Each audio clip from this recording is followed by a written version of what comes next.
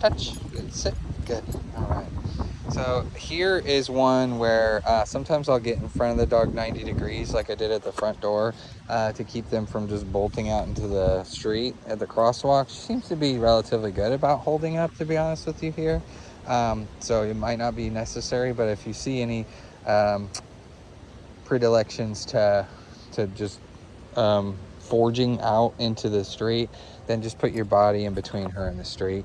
Get your body 90 degrees, get her to check in with you to some extent. Let's go. Check to make sure like you're clear. Around. Good. So in this case we were clear, and then there was a vehicle coming, and so like we just banged a UE to get to safety. Good job, buddy. They're going pretty slow, so it's chill. Good, but we're just gonna end up going this way anyway. Here you go.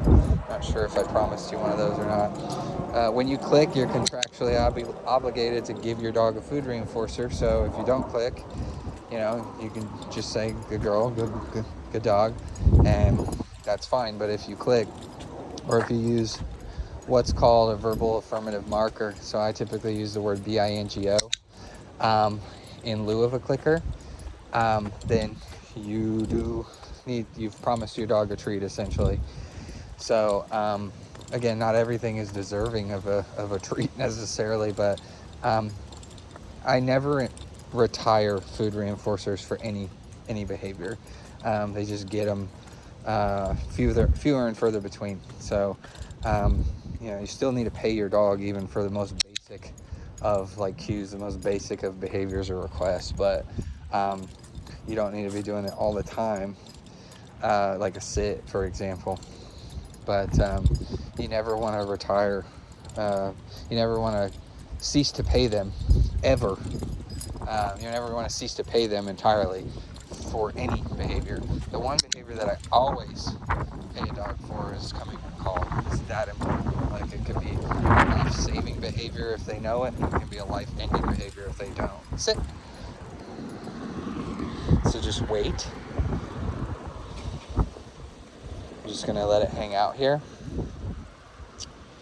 And then we can ask another time. We can ask a second time. Sit. Good. Go sniff. Good job. So you can repeat, like, eventually, like it would be, it's good to avoid. If you repeat the name, if you repeat the cues, then it becomes white noise and it becomes less effective. It has less meaning to the dog. So twice max.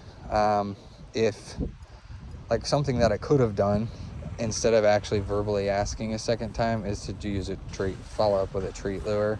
It's not ideal, but it would be an alternative to literally asking her again. So helping her, giving her, you know, help to get her to that behavior.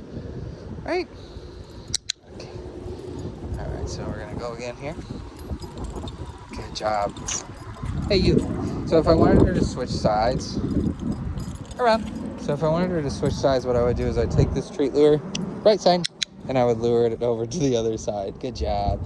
If you're gonna lure in some scenarios, like if the dog is hesitant or resistant, then you may need to keep it closer, like as close as possible to their snout, so they'll actually follow it. If it's way out here, they're just like, I don't know if that's worth it to me.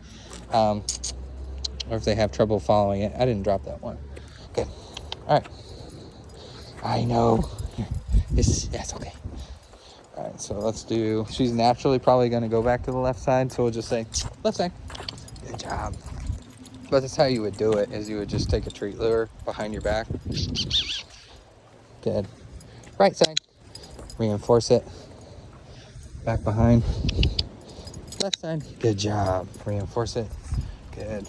A lot of the time this will sort itself out, but I'll just bend down and untuck it.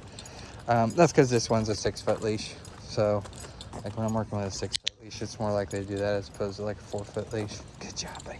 But it's really not the end of the world when it gets under them like that.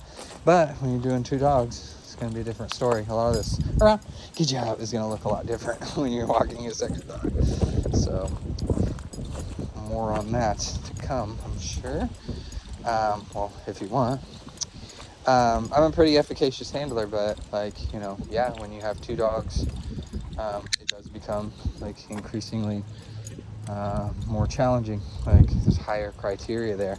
Good job, buddy. That's good. Good.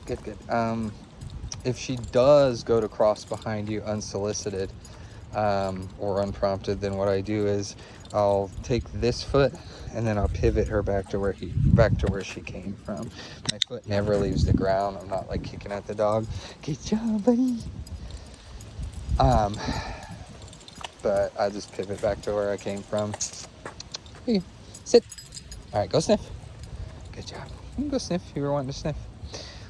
Good. If she tries to cross in front of me, then I just kind of maintain my stride and I just don't let her do that. I'm just kind of like bump her a little bit. Same thing. I'm not kicking at her or kneeing her or anything like that. Forget that noise.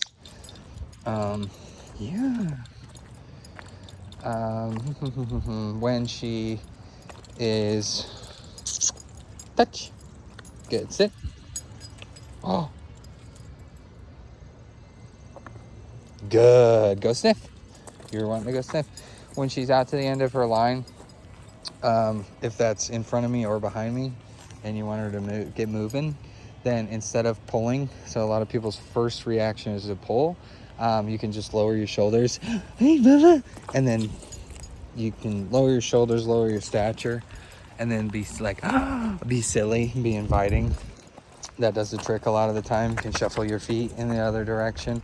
You may have seen me in another video that I've taken here, where I will send some reverberation through her leash and make silly noises to try to get her interested in sit. I'm just gonna leave it out here. Just leave it. Go sniff. You gonna sniff this tree? Good job. Okay. But I would try some things before you just, pull on your dog to get them moving.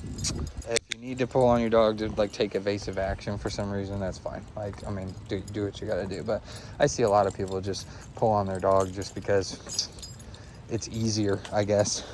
They leave that. Good job. Here you go. They think it's easier, at least. Good job. Good. They enforce it, right? They enforce the dog moving rather than facilitating it or like encouraging it or whatever. They compel the dog to do it physically. I'm just not big on that, right? All right. Good job, my friend. Good deal.